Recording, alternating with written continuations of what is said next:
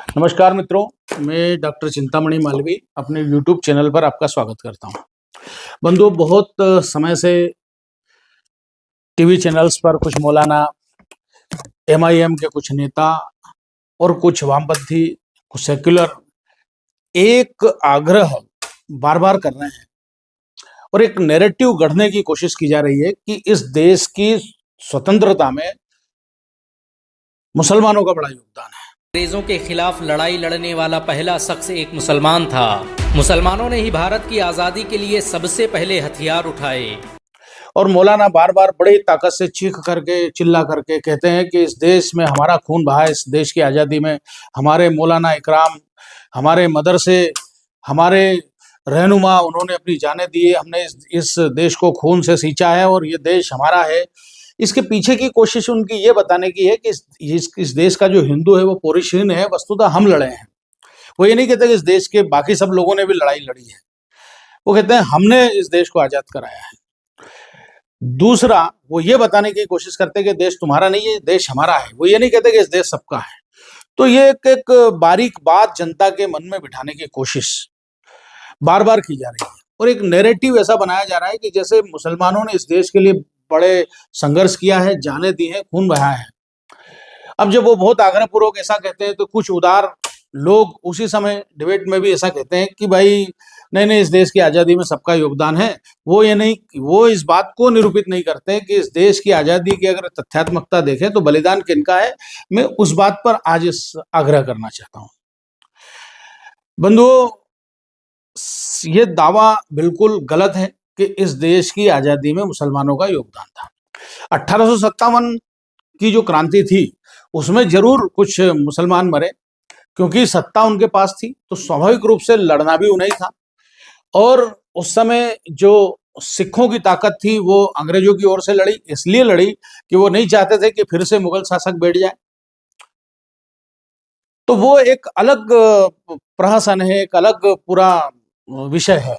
लेकिन 1857 के बाद हम देखते हैं कि जो मुसलमानों के रहनुमा है वो अंग्रेजों की चिचोरी में, गुलामी में और उन्हें खुश करने में लगे रहे। लेकिन सबसे पहले जब हम बात शुरू करें तो हमें उनके मूल सिद्धांतों को देखना चाहिए।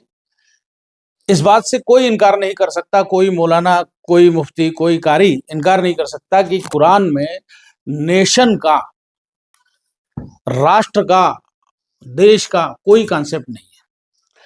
कुरान में बार बार जो कहा गया है वो बस्ती कहा गया है। अल्लाह, चूंकि अल्लाह की किताब है तो अल्लाह बार बार कहता है कि हमने काफिरों की बस्ती को मिटा दिया और वहां ईमान वाले बसा दिए, हमने उन्हें खत्म कर दिया। तो ये बार बार कहते हैं, लेकिन कोई राष्ट्र की बात नहीं है। और दूसरी जो सर्वाधिक विस्तार की बात है वो है उम्मा। उम्मा जिसको कम शब्दों में कहूं कि बार बार हम नारे में भी सुनते हैं कि तेरा मेरा रिश्ता क्या, चाहे बंगाल में हो कि कश्मीर में हो, कि जब बाहर के लोगों पर, मुसलमान या पैलेस्टाइन पर अत्याचार होता है या और कहीं होता है तो पूरे पूरे विश्व की उम्मा, मतलब जहां भी मुसलमान है तो वो उम्मा है, वो भाई है। जैसे यहाँ का अलास्का का भी मुसलमान हो, वो भारतीय मुसलमान का एकदम भाई होगा। उसका पड़ोसी भले ही दुश्मन हो क्योंकि वो काफिर है, लेकिन वो उसका भाई है। तो ये उम्मा है, ये उम्मा का भाव है। जब वो कहते हैं कि तेरा मेरा रिश्ता क्या, ला इलाहा इल्लल्लाह, मतलब हम दोनों जो है उस अल्लाह से जुड़े हैं, हम दोनों एक ही अल्लाह को मानते हैं, इसलिए तेरा मेरा भाई का रिश्ता है।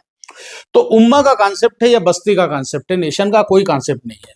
और जब इस्लाम में, कुरान में नेशन का कोई कॉन्सेप्ट ही नहीं है तो ये कहा जा कैसे कैसे किस देश के लिए तुमने संघर्ष किया? क्योंकि देश की सीमाओं को इस्लाम नहीं मानता है, किसी भी देश की सीमा को नहीं मानता। और यही आप देखते हैं कि पैलेस्टीन के लिए सारे मुसलमान पूरे विश्व के रुदन करने लगते हैं।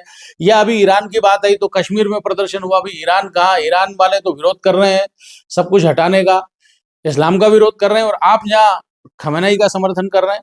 तो कुल करके प्रदर्शन कर रहे हैं। तो इसका मतलब ये है कि वो इस्लाम देश की सीमाओं को नहीं मानता, उम्मा को मानता है, या फिर बस्ती को। क्योंकि उनका जो, जिन्होंने भी कुरान में अपनी बातें की, मैं नहीं मानता कि कोई ईश्वर का कलाम होगा, लेकिन उन्होंने, उनकी संकल्पना ही नहीं थी उस समय देश की, तो वो कैसे कहते हैं? तो कुल करके मूल सिद्धांतों में देश नहीं है, इसलिए ये कहना कि हम देश के लिए लड़े या देश हमारा है, ये बेकार की बात है। दूसरी बात, सारे प्रमाण जो उस समय है, उस जो सबसे बड़े मार्गदर्शक उस समय थे मैं बिल्कुल उनके भाषण को अ, आपके सामने रखना चाह रहा हूँ। सर सैयद अहमद खान, ये एक बढ़िया किताब है, देखना, भारत के महान भाषण। इसमें सैयद अहमद खान का भाषण है। उन्होंने जस्ट सन 1857 की क्रांति के बाद ये भाषण दिया। उन्होंने अलीगढ़ मुस्लिम यूनिवर्सिटी भी बनाया। तो उनका ये बार बार इसका ये आग्रह था कि हमको अंग्रेजों के साथ चलना चाहिए, अंग्रेजों को सहयोग करना चाहिए और कांग्रेस में नहीं जाना चाहिए, क्योंकि कांग्रेस बंगाली हिंदुओं का संगठन है। और तो वो बार बार मैं कुछ पढ़ के भी सुनाना चाहूंगा कि वो कहते हैं कि इसलिए हिंदुस्तान में अमन कायम रखने के लिए और हर क्षेत्र में तरक्की करने के लिए जरूरी है कि ब्रिटिश सरकार यहाँ कई वर्षों तक, बल्कि हमेशा बनी रहे। फिर सैयद अहमद ये भी कहते हैं कि मुसलमानों को समझाते हुए, संबोधित करते हुए, कि भाई हम काफिरों से बहुत दूर है, लेकिन यह जो अंग्रेज है ये अहले किताब है। ये बाइबिल और हमारी जो हम भी ईसा को मानते हैं, क्योंकि जैसा कि मैंने कहा कि ईसा अलैहिस्सलाम, उनको वो पैगंबर मानते हैं, आदम, नूह, इब्राहिम, मूसा, ईसा और मोहम्मद। लेकिन ये बात हो रही है कि ईसा वाले मोहम्मद को नहीं मानते, लेकिन मोहम्मद वाले ईसा को मानते हैं। तो ये कहते हैं कि भाई कुरान में भी कहा है, इस किताब में है, मैंने भी पढ़ा कि जो हमारे सबसे अच्छे दोस्त यहूदी नहीं होंगे बल्कि ईसाई होंगे, कुरान में कहा गया है। तो उन्होंने कहा कि जब कुरान में कहा है कि ईसाई हमारे मित्र हैं, तो हमको अंग्रेजों का सहयोग करना चाहिए बजाय हिंदुओं के। और इवन उन्होंने कहा कि क्या जर्मन हमारे लिए ठीक है, क्या ये ठीक है, हमारे लिए सबसे अच्छा अगर कोई है तो अंग्रेज है, और अंग्रेजों को हमको सहयोग करना चाहिए ज्यादा से ज्यादा। फिर वो कहते हैं कि बादशाहों से तुलना करते हैं। मैं उस पर ज्यादा जाता नहीं, केवल दो तीन चीजें बताता हूँ कि कितनी खतरनाक बातें उस समय सर सैयद अहमद कर रहे थे। वो जब टैक्स लगाया, विल्सन नाम का उस समय शासक था, तो वो कहते हैं कि विल्सन वित्त मंत्री थे।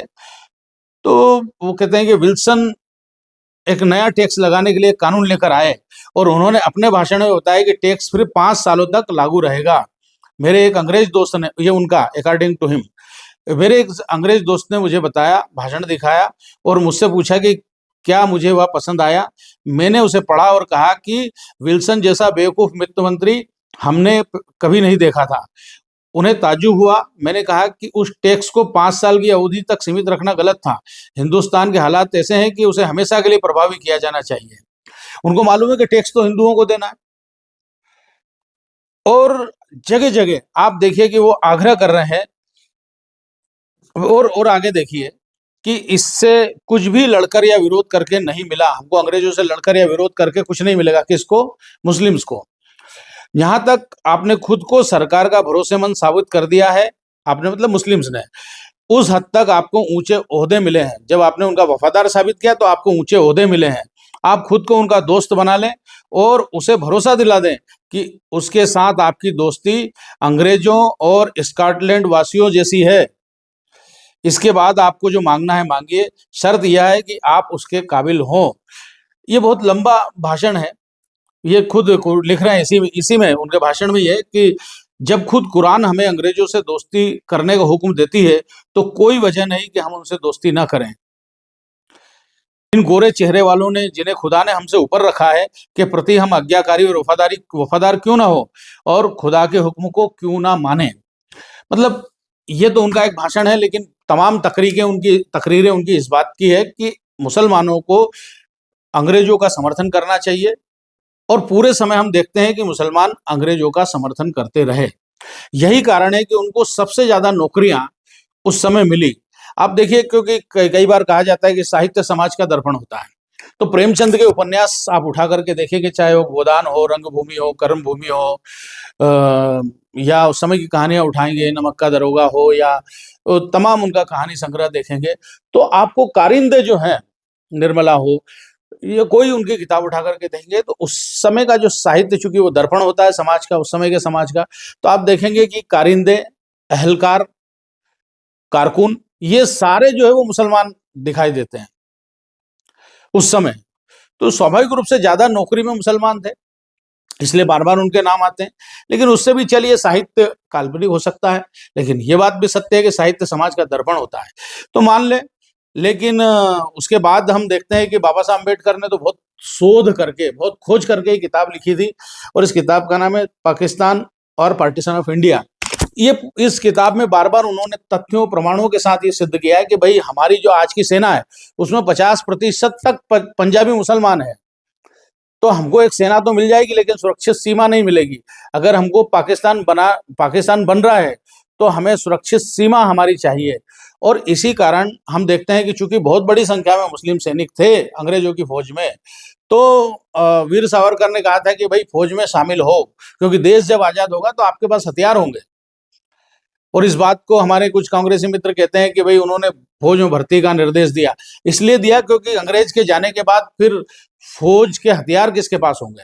तो वो एक अलग टेक्टिक की बात थी। लेकिन ये पूरी किताब सारे प्रमाणों के साथ, कितना टैक्स किधर से आता है, कौन टैक्स देता है, कौन नहीं देता है, क्या स्थिति है, तो बार बार हम देखते हैं कि ये तो प्रमाणों के साथ कहते हैं कि बहुत बड़ी संख्या में फौज जो है हमारी उस समय के हिंदुस्तान की 50% तक पंजाबी मुसलमान थे। तो जब वो उनके वफादार थे तभी तो सेना में थे, अगर वफादार नहीं होते तो सेना में रखने की जरूरत क्या थी। चलिए, हो सकता है कि बाबा साहब अम्बेडकर के इस 400 पेज की किताब को आप पूर्वाग्रह समझे, लेकिन ये बहुत निष्पक्ष किताब है, India from Curzon to Nehru and after. ये दुर्गादास की किताब है, बहुत पढ़ने योग्य किताब है, क्योंकि इसमें बहुत अच्छा विश्लेषण उन्होंने उस समय की राजनीति का किया है, उस समय की पूरी परिस्थितियों का किया है।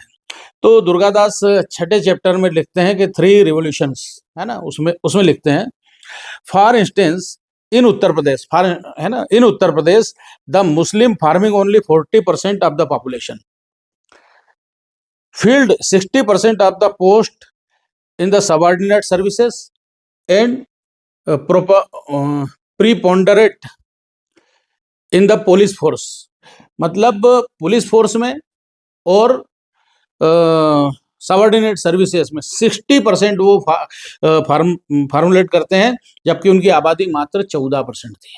अब ये दुर्गादास लिख रहे हैं इस किताब में, तस्दीक की जा सकती है, ढूंढा जा सकता है, और ये सिद्ध होता है कि सबसे ज्यादा नौकरियां, उसके बाद हम पूरे अगर आजादी के आंदोलन को देखें तो लगातार मुसलमानों की मांग 14 सूत्री मांगे हो, या इसके बाद वो एक सूची खत्म होती थी दूसरी पहुंच जाती, वो कभी भी अंग्रेजों, चाहे प्रथम गोलमेज सम्मेलन हो या द्वितीय गोलमेज सम्मेलन हुआ, वो कभी भी अंग्रेजों से आजादी की बात करने नहीं गए, वो मुस्लिम अधिकारों की बात करने गए कि हमको क्या दिया जा रहा है। यानी जितना आजादी के आंदोलन को धक्का लगाने का काम मुसलमानों ने किया या मुस्लिम रहनुमाओं ने किया, वो किसी और ने नहीं किया। लेकिन आज झूठ परोसा जा रहा है कि नहीं, हमने संघर्ष किया। ये बात सही है कि असहयोग आंदोलन में जो पहला सन 1920 का आंदोलन था, 19 का आंदोलन था, उसमें मुसलमान शामिल हुए, लेकिन वो असहयोग आंदोलन में शामिल नहीं हुए। हम सब जानते हैं कि प्रथम विश्व युद्ध में ब्रिटेन ने टर्की पर अधिकार कर लिया। तो टर्की का अधिकार जो है, टर्की पर अधिकार कर लिया ब्रिटेन ने। तो टर्की में जो खलीफा था, पूरे विश्व के मुसलमानों का खलीफा, उसको पद से हटा दिया और कमाल पाशा को सत्ता दे दी। वो एक आधुनिक मुसलमान था, उसने सारा सब खत्म किया, अरबी भाषा खत्म की, कुरान को टर्की भाषा में ट्रांसलेट किया, जो भी है, लेकिन उसने एक आधुनिक यानी यूरोपीय टर्की बनाने की कोशिश की। तो खलीफा को हटा दिया, इसलिए खिलाफत आंदोलन जो है वो पूरे विश्व के मुसलमानों ने चलाया। तो ये जो असहयोग आंदोलन में समर्थन किया, असहयोग आंदोलन का, तो इसलिए किया क्योंकि खिलाफत आंदोलन को महात्मा गांधी ने शामिल कर लिया था। तो वस्तुतः मुसलमानों का ये कहना है कि हमने महात्मा गांधी को हमने समर्थन नहीं किया, बल्कि महात्मा गांधी ने असहयोग आंदोलन चला करके खिलाफत आंदोलन का समर्थन किया है। मतलब हमको हमारी जो टर्की में खलीफा है वो वापस चाहिए, इसके लिए वो आंदोलन किया। बाकी कभी भी किसी भी आंदोलन में कहीं कोई मुस्लिम शामिल नहीं है। एक डिबेट में मैं बैठा था, एक मौलाना साहब आए और मौलाना साहब ने इसी तरह तकरीर करना शुरू की, हमने आज़ादी के लिए ये किया है, हमने खून बहाया है, हमने देश के लिए किया। तो मैंने उनसे कहा कि मौलाना साहब, मैं एक नाम बता देता हूँ, अशफाक उल्ला खां, जिन्होंने देश के लिए अपनी जान दी फांसी पर लटके। आप कोई दूसरा नाम बता दीजिए। मौलाना परेशान हो गए, दूसरा नाम नहीं बता पाए। अब मैं सेलुलर जेल गया और मेरे साथ एक अति प्रिय मुस्लिम थे। तो उस पूरे उसमें देखेंगे कि वहां सबके नाम लिखे हैं सेलुलर जेल में, जो उस समय जेल में थे, वीर सावरकर का भी, ये सबका है। उस पूरे पत्थर पर एक भी मुसलमान नहीं है। कहीं एक जरूर मुसलमान का नाम है, तो वो किसी अपराध, दूसरे अपराध में आया था, उसका स्वतंत्रता संग्राम से कोई लेना देना नहीं था। तो सारे प्रमाण ये बताते हैं कि स्वतंत्रता के आंदोलन में बाधा पैदा की गई बजाय सहयोग करने के, हमेशा। फिर कुछ लोग कहते हैं कि हमने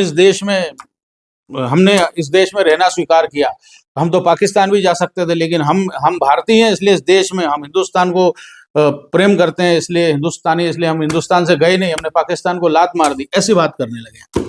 लेकिन इतिहास बताता है कि जब चुनाव हुए तो सन 1937 में, और इसके बाद जब चुनाव हुए तो उसमें उस समय सांप्रदायिक प्रतिनिधित्व था। तो सांप्रदायिक प्रतिनिधित्व में तय था कि भाई इतनी सीटें मुसलमानों के लिए तय, इतनी सीटें हिंदुओं के लिए तय, इतनी सीटें सिखों के लिए तय, ऐसी ऐसी सीटें बांट दी जाती थी, उन पर चुनाव होता था। तो जो मुसलमानों के लिए निर्धारित सीट थी उस पर 80% वोट पूरे देश का, चाहे बंगाल का मुसलमान हो, चाहे वो तमिलनाडु का हो, कर्नाटक का हो या उत्तर प्रदेश का हो, सबसे ज्यादा उत्तर प्रदेश के मुसलमानों ने, और या मध्य प्रदेश का, हर जगह के, मध्य प्रदेश था नहीं, तो हर जगह के मुसलमानों ने 80% वोट मुस्लिम लीग को दिया, क्योंकि वो जो वोट हो रहा था वो पाकिस्तान के निर्माण के लिए हो रहा था, कि पाकिस्तान बनेगा या नहीं बनेगा। तो वो वस्तुतः इस बात का चुनाव था, लेकिन पाकिस्तान के निर्माण के पक्ष में 80% इस देश के मुसलमानों ने वोट दिया। लेकिन आपको ये बात जानकर के आश्चर्य होगा कि जब विभाजन हुआ तो 2% मुसलमान भी इस देश से पाकिस्तान नहीं गए। और इसलिए आप देखेंगे पाकिस्तान का कोई भी क्षेत्र आप देखेंगे तो वीरान पड़ा है, खाली पड़ा है, आज भी खाली पड़ा है। क्यों? क्योंकि वहां आबादी गई नहीं, वहां जितने लोग थे वही बने रहे, केवल 2% मुसलमान यहां से गए। जबकि बाबा साहब अम्बेडकर ने इसी थॉट्स ऑन पाकिस्तान में कहा था कि अगर तबादला आबादी नहीं होगा तो इस देश के विभाजन का कोई मतलब नहीं रहेगा, और 50 साल बाद फिर वही समस्याएं होगी जो आज है, मतलब तब थी। तो आज हम देखते हैं कि वो फिर समस्याएं, आज फिर ये आवाज आने लगी कि ऐसा नहीं होता तो हमको एक अलग देश दे दो। तो कुल करके ये जो नैरेटिव है कि हमने देश की आजादी के लिए क्या कोई काम नहीं किया, क्योंकि देश और आजादी और राष्ट्र का कॉन्सेप्ट ही इस्लामिक कॉन्सेप्ट नहीं है, और कुछ किया भी नहीं है। और जो देशभक्त हैं उनके प्रति मुसलमानों का व्यवहार ये सिद्ध करता है कि उनमें कोई राष्ट्रभाव देखने को नहीं मिलता। क्यों? कि आप देखिए अब्दुल कलाम आजाद की शव यात्रा में कितने मुसलमान थे, और याकूब मेनन की शव यात्रा में लाखों मुसलमान थे। आप देखिए कि वीर अब्दुल हमीद की जो मजार है वो जामिया मिलिया इस्लामिया यूनिवर्सिटी के उस क्षेत्र में पड़ती है, उस मजार को तोड़ा गया, तो वहां तो सभी मुसलमान रहते हैं। तो ये कैसी देशभक्ति है? दूसरा, कई बार हम देखें कि बंगाल और पंजाब और महाराष्ट्र, इन 3 प्रांतों में आजादी का आंदोलन ज्यादा था, बाकी जगह भी था, उत्तर प्रदेश में था जिसको संयुक्त प्रांत कहते थे, तो वैसे पूरे देश में था, लेकिन ज्यादातर यहाँ था। तो हम देखें कि बंगाल में मुसलमानों की आबादी हिंदुओं से बहुत ज्यादा थी। लेकिन अगर हम क्रांतिकारियों की बात करें तो नाम क्या आते हैं?